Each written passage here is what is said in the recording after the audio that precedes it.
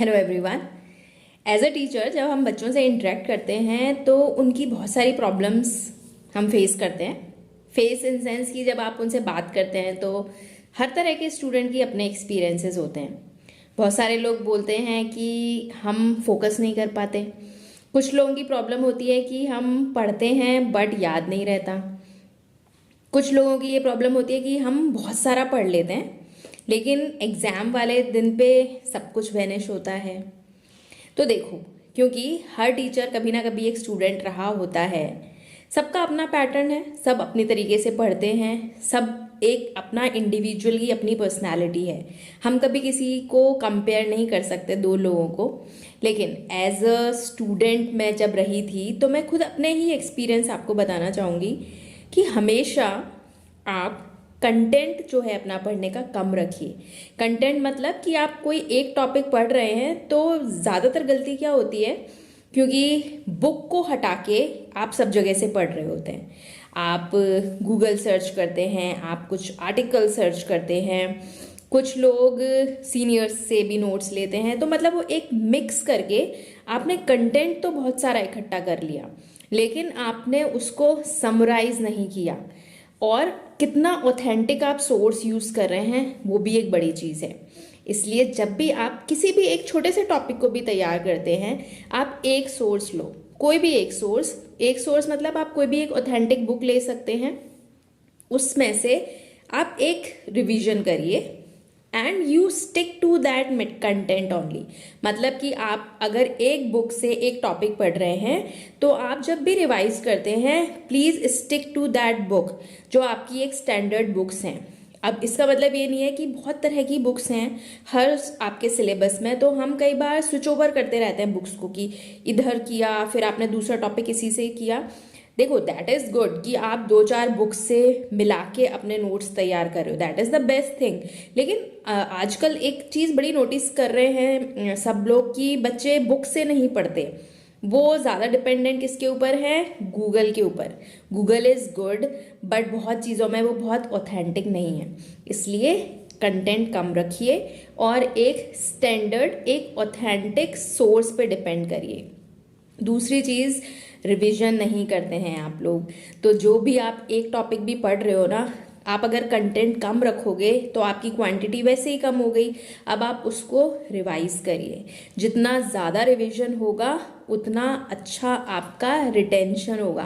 Brain में retention के लिए रिवीजन भी तो ज़रूरी है। आपने चीज़ें तो बहुत सारी इकट्ठी कर ली बट वहाँ पे रिवाइज नहीं किया तो वो कहाँ रहने वाला है? कुछ भी नहीं रहने वाला।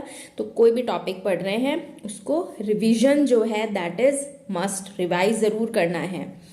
और तीसरी बहुत बहुत सी इम्पॉर्टेंट चीज़ क्या है कि बुक से प्लीज़ ज़रूर पढ़िए। बुक्स को कोई भी रिप्लेस नहीं कर सकता।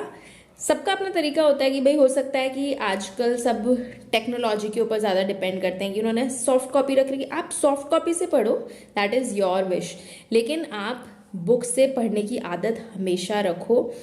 आप एक बुक पढ़ रहे हैं, आपको कुछ पॉइंट किसी और बुक में अच्छा लगता है, you add in that book, वो आपके नोट्स खुद के बन जाएंगे वहाँ पे। और लिखने की आदत ज़रूर रखिए। आजकल स्टूडेंट्स और स्पेशली ये जो पोस्ट कोविड स्टूडेंट्स हैं हमारे, उनकी भी गलती नहीं है। ये सिनेरियो ही कुछ ऐसा हुआ कि उनकी राइटिंग की प्रैक्टिस ख़त्म हो गई। वो क्या हो रहा है, टाइपिंग वाला इम्पैक्ट ज़्यादा है। तो टाइपिंग तो ठीक है बट पेपर में तो आपको लिखना ही पड़ेगा। तो उनकी राइटिंग नहीं है, उनकी राइटिंग स्पीड ही नहीं होती। तो एग्ज़ाम टाइम पे क्या हो रहा है, उनके क्वेश्चंस छूट जाते हैं, क्वेश्चंस बहुत लेंदी होते हैं क्योंकि उन्होंने तो प्रैक्टिस ही नहीं की। तो और दूसरी चीज़ क्या होती है, जब भी आप कुछ चीज़ लिख के करते हैं ना, जब आप लिख रहे हैं तो आप ब्रेन को कितनी चीज़ों में एंगेज कर रहे हो? You are writing, you are watching, आप देख रहे हो क्या लिख रहे हो। और कुछ लोगों की आदत होती है कि जब वो घर पे प्रैक्टिस करते हैं एग्जाम से पहले तो वो बोल बोल के भी लिख रहे होते हैं। तो आपने तीन चीज़ एंगेज कर दी, आप लिख रहे हैं, आप देख रहे हैं, आप बोल रहे हैं। तो जितनी ज़्यादा एक्टिविटी इन्वॉल्व हुई उतना ज़्यादा रिटेंशन होगा आपके ब्रेन में। तो लिखने की आदत ज़रूर रखिए, कम कंटेंट रखिए, ऑथेंटिक सोर्स पे स्टिक करिए, बुक से ज़रूर पढ़िए और लिखने की प्रैक्टिस को कभी नहीं छोड़ना है।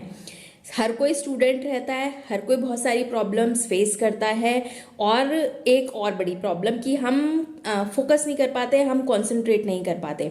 दो चीज़ें होती है, देखो जो पढ़ाई है ना वो कभी बहुत इंटरेस्टिंग नहीं होती। मतलब अगर मैं आपको कोई मूवी की स्टोरी सुनाऊंगी तो वो आपको ज़्यादा इंटरेस्टिंग लगेगी, लेकिन वहीं मैं अगर आपको कोई टॉपिक डिस्कस करूंगी तो डेफिनेटली वो उतना इंटरेस्टिंग नहीं लगेगा, होता नहीं है। हम उसको कितना भी इंटरेस्टिंग बनाने की कोशिश कर लें, लेकिन आप रिवाइज करेंगे तो डेफिनेटली वो आप याद भी रख पाओगे। आपने छोड़ दिया उसे लास्ट टाइम के लिए कि ये हम एग्ज़ाम टाइम पे रिवाइज कर लेंगे, एग्ज़ाम टाइम पे सुबह देख लेंगे, तो जब आप ऐसे देखोगे ना तो कुछ नहीं रहता। ब्रेन को भी एक टाइम चाहिए ना। अब बहुत ज़्यादा हाई आईक्यू वाले हैं उनको छोड़ दीजिए, नॉर्मल ह्यूमन बींग्स को तो रिवीजन मस्ट है, रिवीजन मस्ट है, फोकस मस्ट है। एक्सरसाइज करो, एक्सरसाइज इतना आप एक्टिविटी होती है, फिजिकल एक्सरसाइजेज, एरोबिक एक्सरसाइजेज, आप अपने जो फिजियोथेरेपिस्ट हैं उन्हें बहुत टाइप की एक्सरसाइजेस पता है, तो आप एक्सरसाइजेस करिए, क्योंकि जितना आपकी बॉडी की एक्सरसाइज होती है उतना अच्छा आपका ब्रेन का ऑक्सीजनेशन होता है। जितना अच्छा ऑक्सीजनेशन होता है उतना ही अच्छा ब्रेन जो है फोकस कर सकता है। इंटरेस्ट शुरू में तो बहुत बोरियत लगती है, बट थोड़ा सा एफर्ट अपनी तरफ से भी करिए, छोटी छोटी चीज़ें ऐड करिए, see you will notice the difference. And all the best for upcoming exams.